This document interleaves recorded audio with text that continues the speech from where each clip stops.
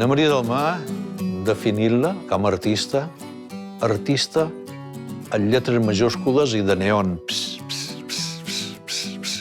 Ella té unes característiques que són, diguem-ne, famoses, que és la seva veu, la seva presència física, aquesta transpersonalitat i que hi ha com una espècie de relació estranyíssima, molt potent, molt sèria, molt... una cosa així amb el públic, no?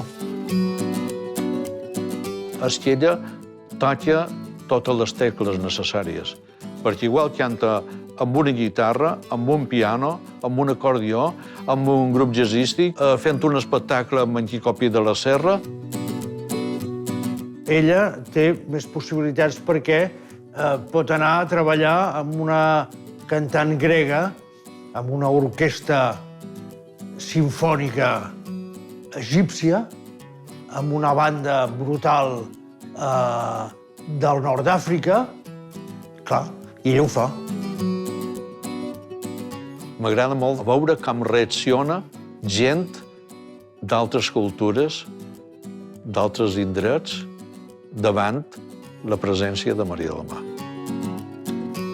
Bueno, jo diria que ja fa molts anys que és catalana de l'any, I per què no universal de l'any, sense desmereixer catalana de l'any, que m'encanta i m'encantarà si ho és.